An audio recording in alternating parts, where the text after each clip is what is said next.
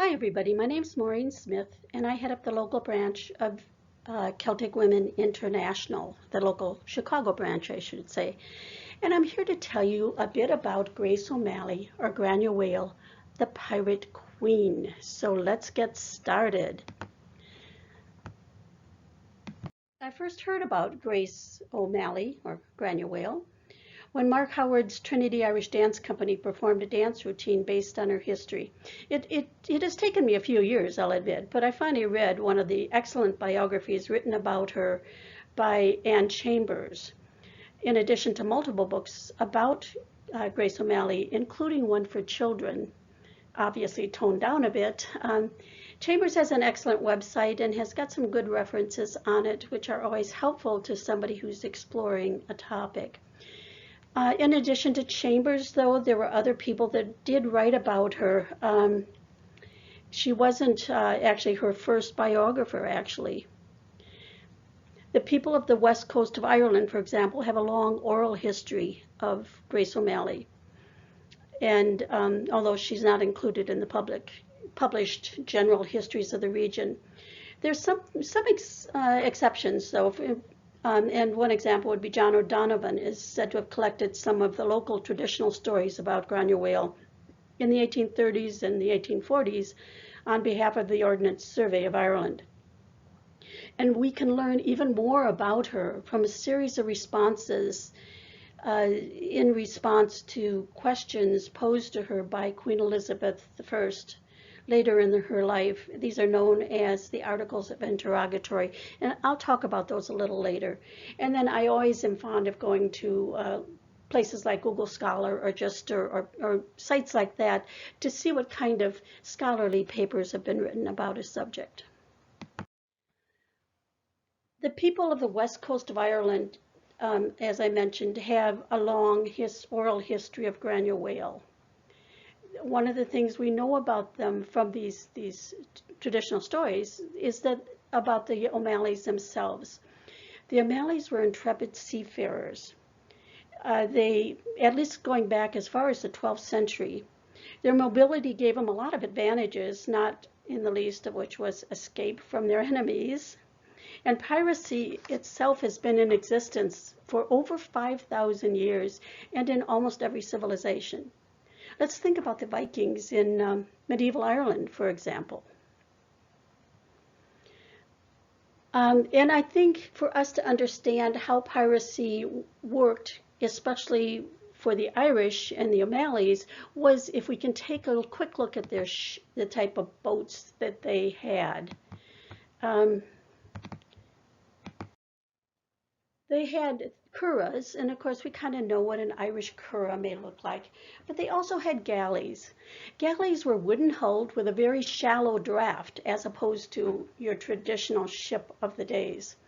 They were long and narrow, and they would have between 1 and 3 masts. They could carry up to 300 men.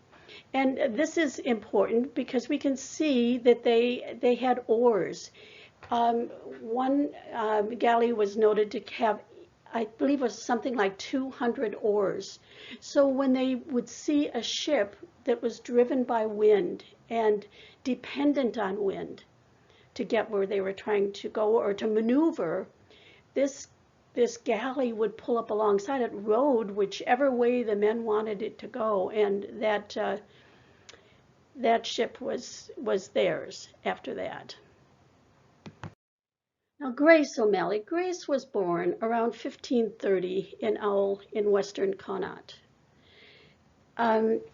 This was in the time of King Henry VIII of England, and this was a time when England was conquering parts of Ireland.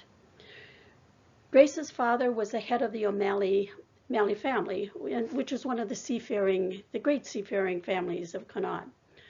Her father traded raw materials in exchange for luxury items. He ferried Scottish mercenaries. He fished, he plundered, and engaged in opportunistic piracy.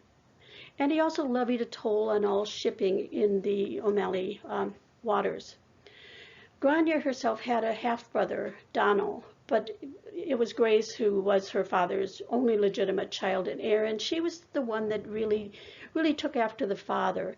Donal had no interest in going on the boats, but she did, and she sailed with him on his voyages from a very early age, and she probably saw a lot of stuff that your typical child did not see, especially when we're talking about piracy. While little is known about her education, sources exist that would demonstrate that 16th century women, such as Grace, were relatively well educated. We know, for example, that she spoke multiple languages. For example, she spoke Latin when she later met with Queen Elizabeth. She may have been conversant, at least in Spanish, French, and Scots Gaelic, acquired during her sea voyages. But interestingly enough, she did not speak English. As was customary with the Celts at the time, girls were married in arranged marriages starting at age 14 or so. Grace was married to Donal O'Flaherty in 1546 when she was 16 years of age. Of course, this was an arranged marriage, which was a common practice among the Celts. It was a practice aimed at strengthening bonds between different families and thus preventing wars. Donal was the heir apparent or tanist to the O'Flahertys, which would have been the head of his clan eventually. Granuaile brought a considerable dowry with her in terms of gold coins and some cattle and probably 2 or 3 ships. Under Gaelic law, that dowry could be used by her husband, but had to be returned intact should the marriage fail, whether through divorce or if he died. And let's see. Grace had 3 children by Donal. Owen was the oldest. He was kind and forgiving. You see his characteristics. Next was Maeve or Margaret, and she was very much like her mother. And actually, Maeve's husband probably saved Grace from death more than once in later days. And then you had Murrough.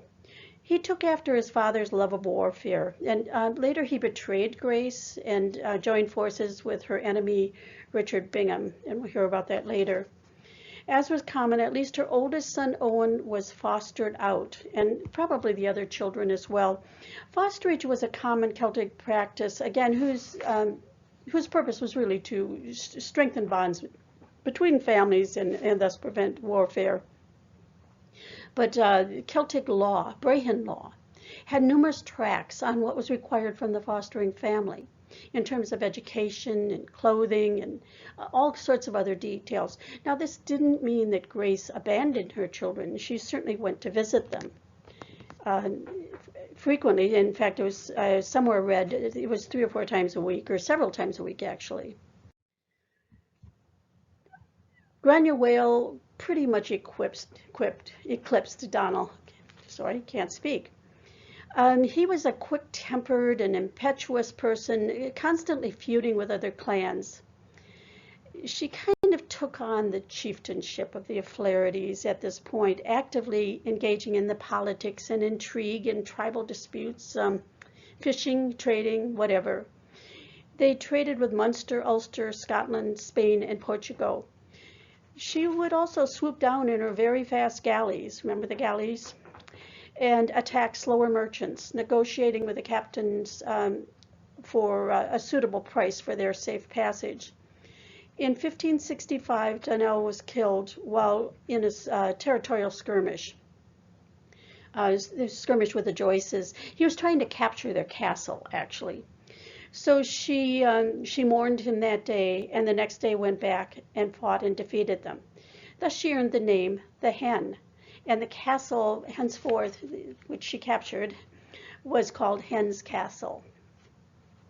Under Gaelic law, though, Granuaile was unable to inherit O'Flaherty land, so she returned to Owl and settled on Clare Island in Clew Bay. She now had complete control of her own property and began to earn her livelihood by land and by sea, very similar to what her father had done. You can just see so much of the father in the daughter. At the time, she had 3 galleys and a number of smaller boats.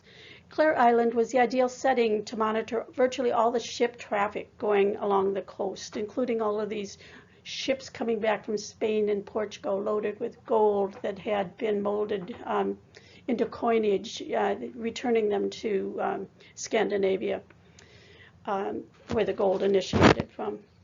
Clare Island was, again, she could monitor all of this. And so between piracy, and she certainly did engage in some, piracy and charging for safe passage, along with piloting ships, she did really well for herself and for her followers. She later claimed that circumstances forced her to take arms and maintain herself and her people by sea and land.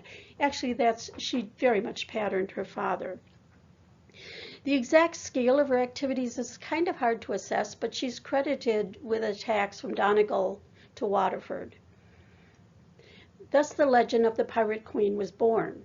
And as mentioned with regards to ships from Spain, she engaged in this opportunistic form of piracy, comprising short-distance raids along the coast or the islands, and then levying tolls on shipping passing ships and plundering any vessel foolish enough to be unprotected.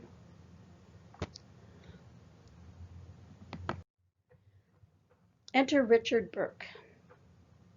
The only part of Clew Bay that was not in her hands was Carey's Howley, which is Rockfleet Castle, owned by Richard and Aaron, or Iron Dick Burke. Around 1567, she proposed and married him in a type of a Celtic marriage called a one-year certain. In this type of marriage, either party could terminate the marriage after 1 year. This was one of the marriage contracts under Brehon law that was really a contract more for mutual benefit of the participants. Divorce was very simple. It was just like a business transaction. She was known for being the dominant partner in this marriage as well. Granuaile had one son with Burke named Tibbet Nalong, or Theobald of the ships. He was reportedly born aboard one of her ships while it was on the high seas. The day after his birth, the ship was attacked by pirates, and the captain came down to Granuaile to get her help. She cursed him, but then stormed on deck, and under her command, they won the fight, dispatched the attackers, and captured their ship, of course. After a year, and after Granuaile had thoroughly installed herself in Rockfleet Castle, when Richard Burke returned from one of his battles, she called down from the ramparts, "I divorce thee," 3 times, which was a method of divorce recognized under Celtic law. And thus she secured the castle for herself. Although I have to say, on his knighthood, she took the title Lady Burke and accompanied him on official functions. And they worked together in later life. He helped her out in later struggles, and you'll see this going back and forth. So they kept in contact. Let's turn to Queen Elizabeth and see what is happening with her at this time. Queen Elizabeth has addressed her issues, her problems with other European countries, including having her own sister, Mary Queen of Scots, beheaded. She has, but this resulted in huge debts, and she had no money to pay the debts. So Queen Elizabeth tightened England's hold on Ireland by paying some of the debts with land in Ireland, along with a colonization program there. So initially, she had all older English landholders who had been there a few hundred years. They had to go through a regranting process where they pledged their support to her and in return got to keep their land. Then she paid off her debts by granting the other parts of Ireland to those she owed. This was really popular, especially with the younger sons of her lenders, and it made her lenders very happy as well. In 1577, Grace went out to plunder Desmond, but was captured by the Earl of Desmond. He turned her over to the English governor, and she was brought to Dublin Castle in chains. She spent 2 years there, but was released in 1579. The intent was that she reign in Burke, her ex-husband, who was fighting against the English. But instead, she returned to Rockfleet Castle and then started attacking shipping. In April of 1583, Richard Burke died of natural causes, and Grace quickly acted to ensure she got her third widow's amount, which was again under Celtic law. She then gathered her followers with around about 1,000 herd of cows and mares and moved to Carryhowley and secured Rockfleet Castle as her base. No doubt she also took her entire fleet of ships. She appears to, at this point, have decided to use the best of both legal systems, Brehon law and the New English law. She was now 53 years of age and a wealthy and independent woman, but her troubles were just beginning. Enter Richard Bingham, and yes, you may hiss. In 1584, Richard Bingham was made provincial president of Connaught and charged with imposing obedience there. While his predecessor chose to follow a conciliatory route, Bingham preferred a more confrontational method. He ordered his brother John to seize the lands of Granuaile's oldest son Owen and had Owen murdered. Bingham claimed that Owen was a prisoner trying to escape. He identified Grace as a source of trouble and took her second son Tibbet hostage, had him incarcerated in Dublin Castle for a year. By late 1587, the Burke Rebellion had collapsed, and Bingham was sent to Flanders to aid the Dutch against Spain.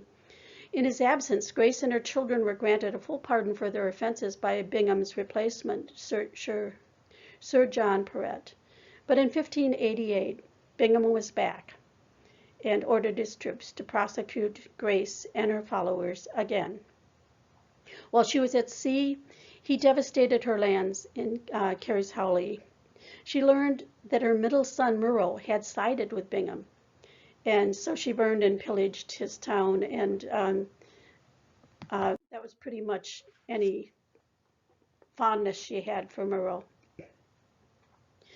In 1592, her son, Tibbet, initiated a rising and attacked Bingham. Bingham in return plundered her territory again, impounded her fleet, and left her propertyless with no means of rebuilding. Granuaile, having lost everything, appealed directly to Queen Elizabeth.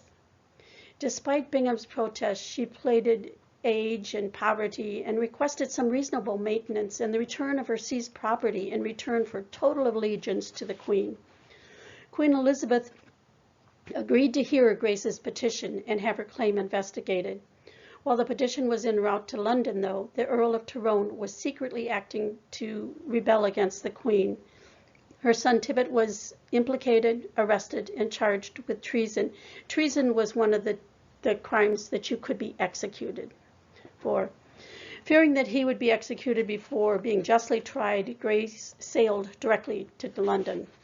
She was at court from June through September, during which time she received and replied to the Lord Treasurer Burleigh's 18 articles of interrogatory, which were basically questions posed to her. Granuaile's responses to the interrogatory questions were succinct and were really well thought out. They were written in her own handwriting, and they're perhaps the only physical evidence that we have of Granuaile's level of education. And they are still in existence today.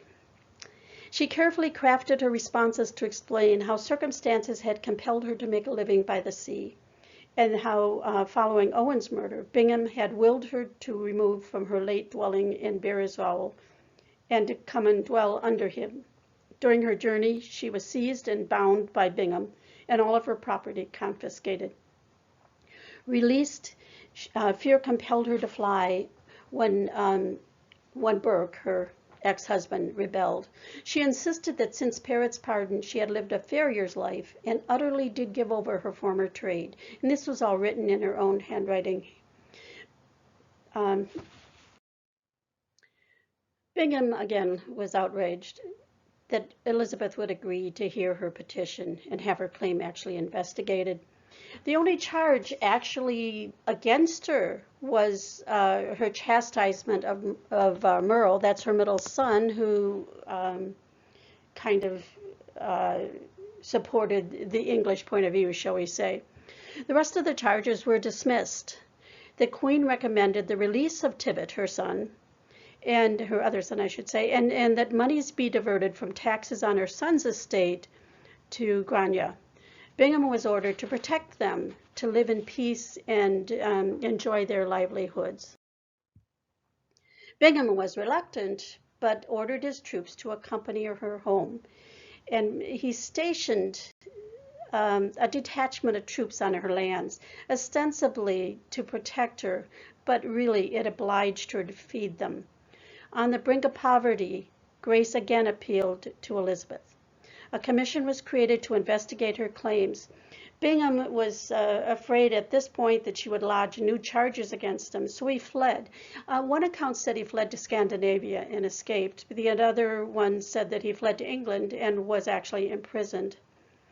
In 1595, Red Hugh O'Donnell installed his own candidate as the McWilliam, took hostages, and repeatedly plundered Mayo, specifically attacking Granuaile. Once again, she set about rebuilding the only way she knew.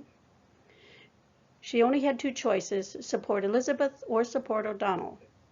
Tibbet reached an advantageous accommodation with the Crown, which was a pension of about £200 for Tibbet and Grace and her half-brother for their services.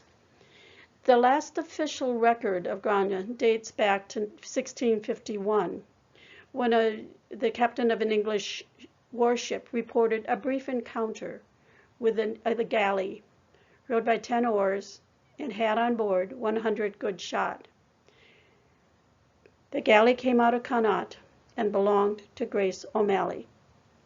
Grace is believed to have died in 1603.